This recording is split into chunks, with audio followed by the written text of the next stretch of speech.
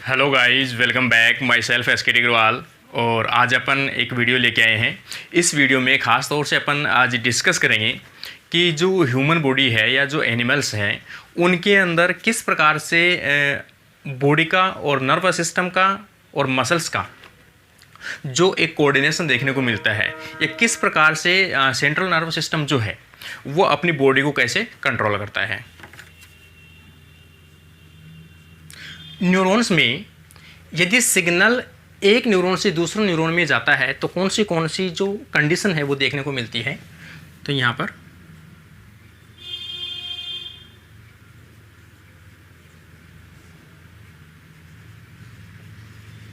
Nerve impulse या signals, ये nervous impulse या नर्व सिग्नल्स कैसे आगे पहुंचते हैं। तो इसमें तीन कंडीशन आती है। पहली रेस्टिंग स्टेज, सेकंड आती है एक्शन पोटेंशियल, और अगली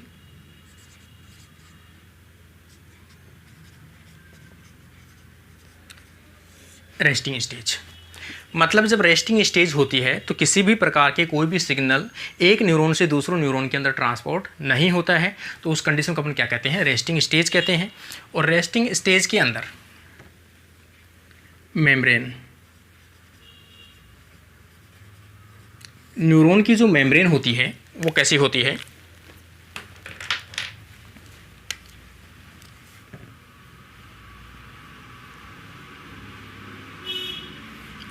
पोलराइज्ड होती है। पोलराइज्ड का मतलब है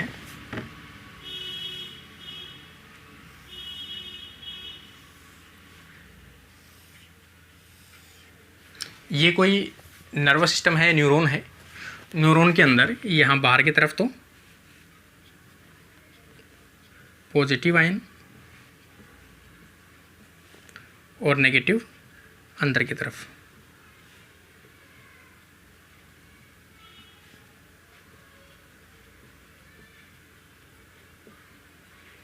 ये कंडीशन है। तो ये जो कंडीशन है इसे अपन क्या कहते हैं, रेस्टिंग स्टेज कहते हैं। रेस्टिंग स्टेज जो मेंटेन किया जाता है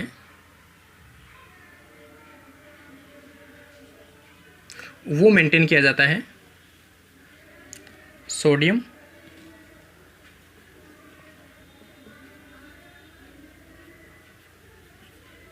potassium pump. Sodium potassium pump के नाम से जानते हैं। किस प्रकार का है ये, एक्टिव ट्रांसपोर्ट या एक्टिव पंप के नाम से अपन जानते हैं। इस पंप में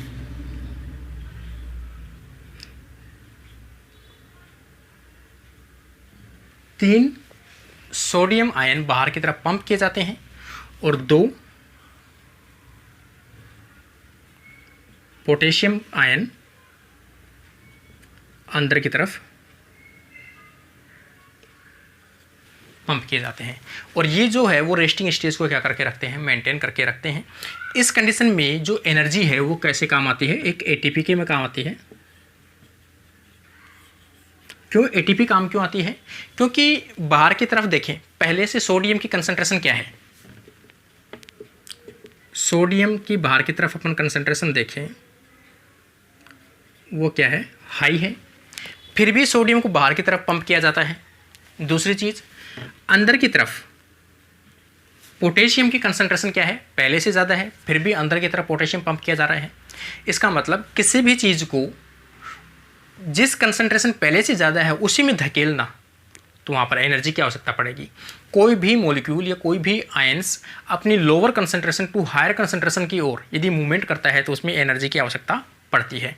तो उसे ही अपन क्या कहते हैं, एक्टिव ट्रांसपोर्ट कहते हैं। तो रेस्टिंग स्टेज जो है वो किसके द्वारा मेंटेन की जाती है, सोडियम पोटेशियम पंप के द्वारा मेंटेन की जाती है। कुछ इसके अंदर रेस्पॉन्सिबल होता है पोटेशियम ओपन चैनल, ये भी इसको बैलेंस करके रखता है, potassium open channel. Second condition अपन देखें,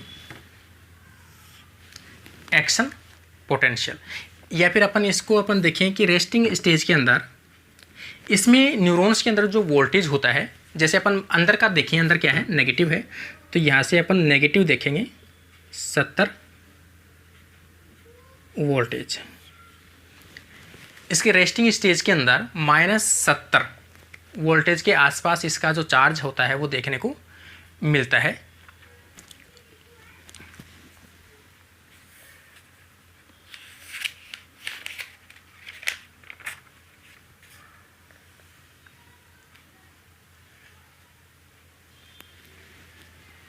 या फिर इसको अपन ऐसे भी लिख सकते हैं 70 मिली वोल्टेज।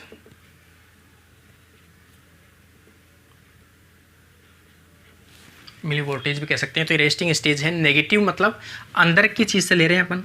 अगर अंदर नेगेटिव है तो रेस्टिंग स्टेज है, अंदर पॉजिटिव है तो एक्शन पोटेंशियल है। दूसरी चीज़ अपन देखें, एक्शन पोटेंशियल। एक्शन पोटेंशियल में मेम्ब्रेन कैसी हो जाएगी,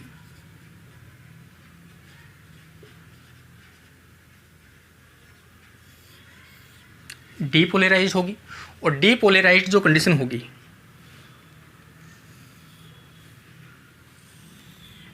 ये कंडीशन है, मेम्ब्रेन है, बाहर की तरफ पॉजिटिव, अंदर की तरफ नेगेटिव है। डीपोलराइज्ड होते ही यहाँ पर एक चैनल खुलेगा,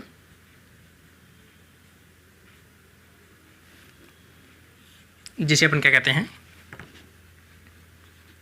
सोडियम वोल्टेज गेटेड चैनल। ये चैनल ओपन होगा।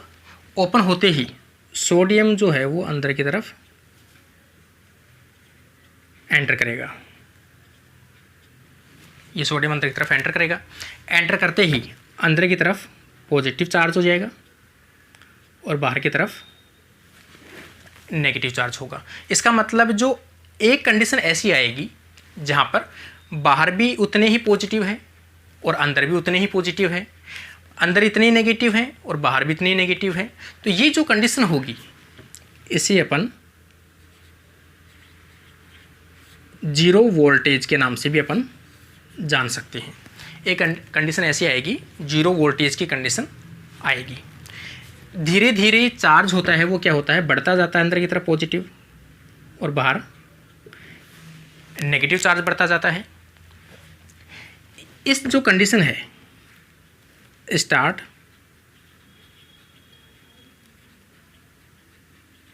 एक्शन पोटेंशियल,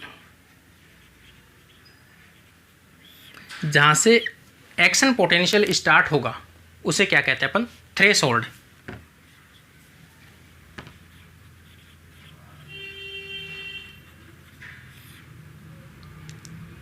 उसे अपन क्या कहते हैं, थ्रेशोल्ड स्टेज कहते हैं। काफ़ी बार पूछा भी जाता है थ्रेशोल्ड किसे कहते हैं। किसी भी न्यूरॉन्स में एक्शन पोटेंशियल स्टार्ट होने के लिए आवश्यक वोल्टेज, उसी को अपन क्या कहते हैं, थ्रेशोल्ड कहते हैं। और थ्रेशोल्ड जो एक्शन पोटेंशियल स्टार्ट होगी तो वहाँ पर होगा +40 के मिली वोल्टेज, या फिर अपन इसे कह सकते हैं मिली वोल्टेज, +40 के आसपास। क्योंकि धीरे धीरे पहले +0 पे आया और फिर धीरे धीरे चार्ज पॉजिटिव बज रहा है। पहले नेगेटिव चार्ज अंदर ज़्यादा था इसलिए नेगेटिव से डिनोट कर रहे थे, अब पॉजिटिव चार्ज अंदर ज़्यादा है इसलिए अपन पॉजिटिव से डिनोट कर रहे हैं, क्योंकि अंदर का चार्ज अपन ले रहे हैं यहाँ पर। तो 40 वोल्टेज के आसपास या 40 जो मिली वोल्टेज है वहाँ तक चार्ज बढ़ता है तो एक्शन पोटेंशियल क्या होने लगता है, यहाँ पर स्टार्ट होने लगता है। धीरे धीरे कंडीशन अपन देखें कि ये चलते रहते हैं और पीछे पीछे जो है ये चैनल क्या हो जाते हैं, बंद हो जाते हैं।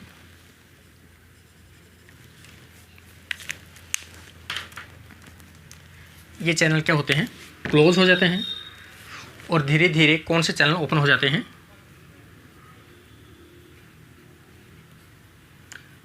Potassium voltage gated channel open होते हैं। ओपन होते हैं जिसके कारण से जो पोटेशियम है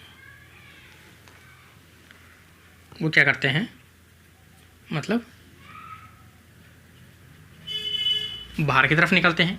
पोटेशियम बाहर की तरफ निकलेंगे तो बाहर की तरफ चार्ज कैसे हो जाएगा, पॉजिटिव हो जाएगा, और वापस से पीछे पीछे मेम्ब्रेन जो है वो कैसी होती जाएगी, डीपोलराइज्ड होती जाएगी। तो यहाँ पे ये कंडीशन है कि किसी भी एक्शन पोटेंशियल के लिए कौन से चैनल्स की आवश्यकता पड़ती है, कौन से चैनल जो रेस्पॉन्सिबल है, आयन रेस्पॉन्सिबल है। मेन जो चैनल रेस्पॉन्सिबल है वो तो है सोडियम वोल्टेज गेटेड। जैसे सोडियम वोल्टेज गेटेड ओपन होगा वैसे वैसे एक्शन पोटेंशियल आगे की तरफ बढ़ता है। उसको रोकने के लिए उसको जस्ट ऑपोजिट पीछे कौन सा ओपन हो जाएगा, पोटेशियम वोल्टेज गेटेड, जो पोटेशियम को क्या करता है, बाहर की तरफ निकाल देता है और पीछे की तरफ मेम्ब्रेन को क्या कर देता है, पोलराइज्ड कर देता है, मतलब बाहर की तरफ तो पॉजिटिव और अंदर की तरफ नेगेटिव। इस प्रकार से एक्शन पोटेंशियल चलता रहता है। कुछ टाइम के बाद में जो है वो इनको मेंटेन करने के लिए कौन सा एक्टिव हो जाता है,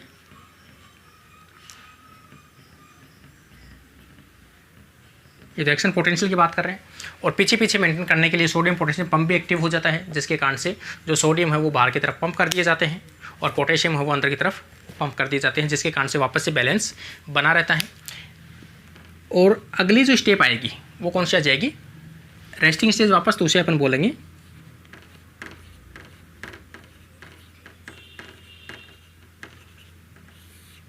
रीपोलराइजेशन। रीपोलराइजेशन का मतलब है पीछे पीछे वापस से पॉजिटिव चार्ज बाहर की तरफ होना और अंदर की तरफ नेगेटिव चार्ज होना। जो मैंने बता दिया, रीपोलराइजेशन के लिए रेस्पॉन्सिबल कौन है, potassium voltage gated, potassium voltage gated channel और ओपन पोटेशियम चैनल।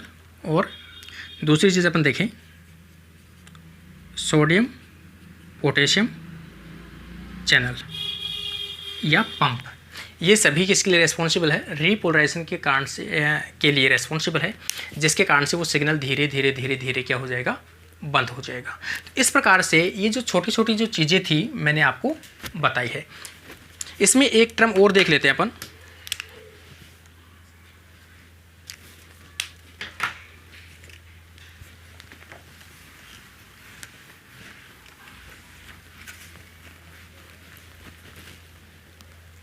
कंप्लीट होता है।